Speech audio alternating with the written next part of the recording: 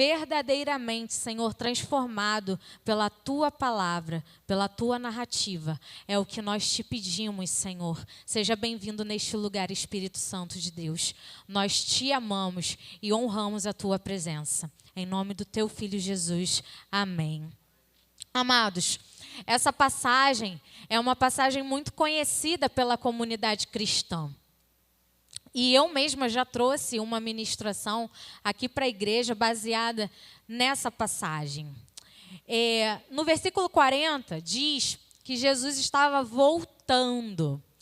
Ele estava voltando para uma cidade chamada Cafarnaum, porque a princípio ele estava ali, depois ele foi para algumas cidades vizinhas e ele volta para este lugar. E a palavra de Deus diz que todos os esperavam, porque ele já havia feito milagres naquele lugar.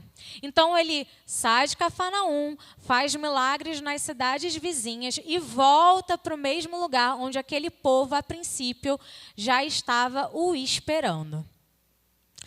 E nessa narrativa, que é muito conhecida por nós, que já temos um contato com a palavra de Deus, eu gostaria de ressaltar aqui 2 elementos importantes: o toque e a multidão.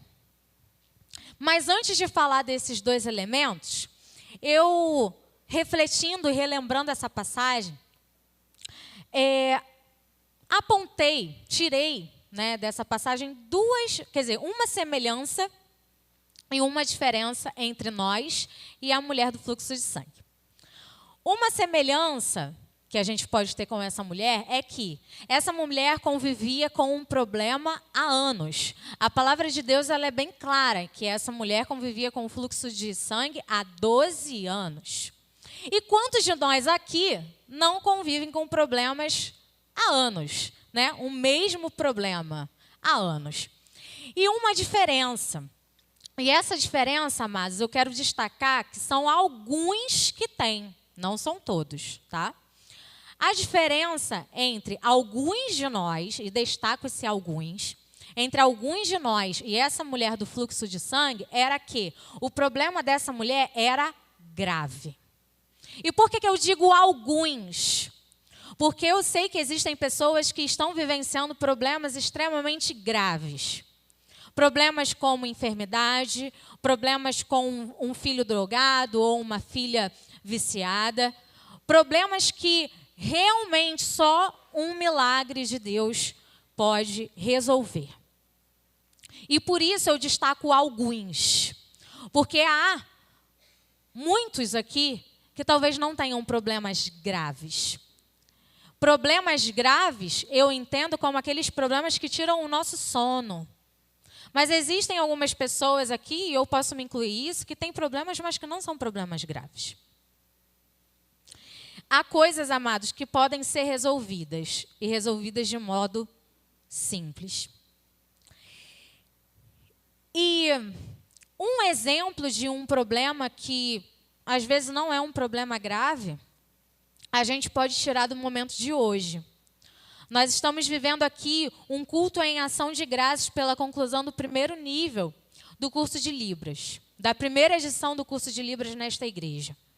E quantos de vocês já se sentiram ou se sentem constrangidos hoje aqui por não saberem um mínimo para se comunicar com uma irmã da nossa igreja?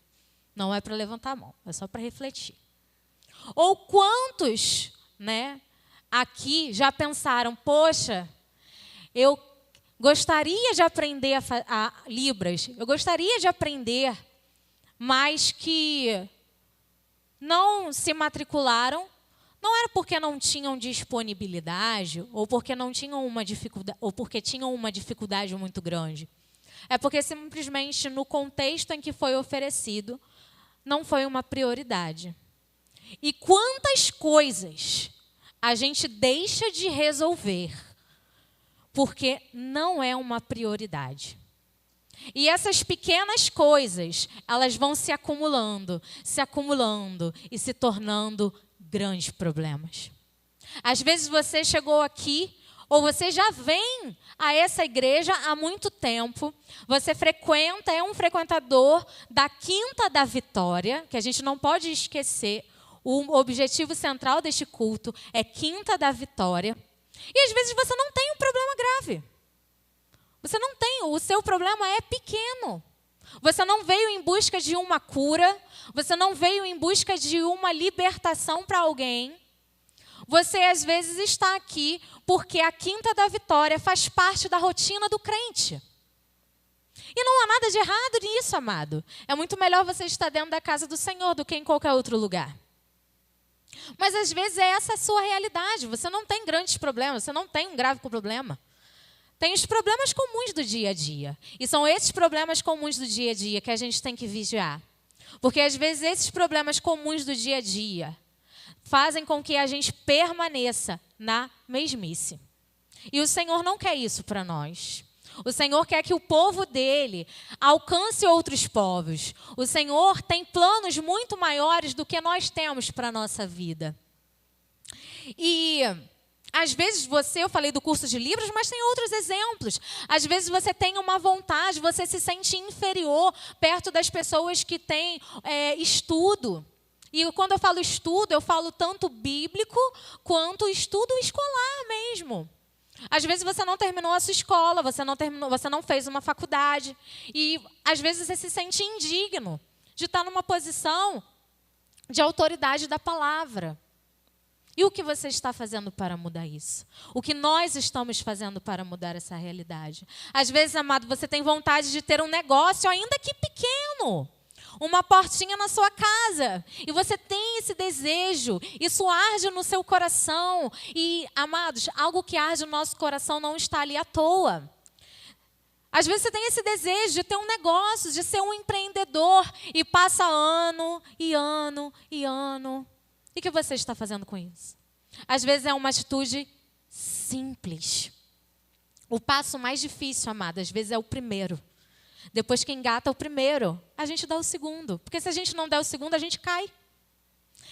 E eu fiquei imaginando que essa mulher do fluxo de sangue, se ela tivesse ficado pensando, e se eu for pega? Porque na cultura judaica, uma mulher que sangrava, ela era considerada impura. Então, ela não poderia nem estar perto daquela multidão. Quem dirá tocar em alguém? Porque tudo que ela tocasse se tornaria impuro também. Né? Tanto que quando as mulheres chegavam no seu ciclo menstrual, elas precisavam ficar recolhidas até passar e elas voltarem às suas atividades normais. Imagine se aquela mulher, fluxo de sangue, tivesse se acostumado com aquela situação. E olha que ela ficou 12 anos, mas ela não ficou parada. A palavra é clara, dizendo que ela gastou tudo o que ela tinha à procura de uma cura e não encontrou.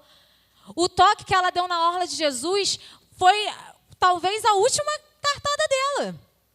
E se ela tivesse pensado, mas eu sou tão indigna, mas eu sou tão pequena, mas eu sou tão impura, e se eu tocar nele e ele me amaldiçoar, e se eu for e os discípulos me enxotarem, me levarem, não sei, presa, e se? E se ela tivesse pensado em todos esses empecilhos, ela provavelmente não teria alcançado aquilo que ela almejava. E eu falei de 2 elementos, do toque, e a igreja lembra qual era o outro?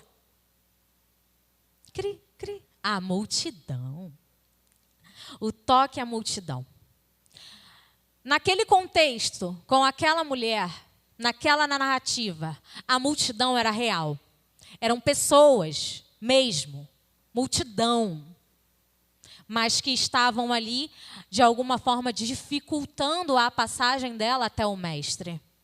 Porque Jesus, digamos assim, ele estava famoso ali já. Porque ele já tinha operado milagres naquele lugar. Ele estava voltando. Então, o povo que não tinha recebido o milagre na primeira vez que Jesus estava ali,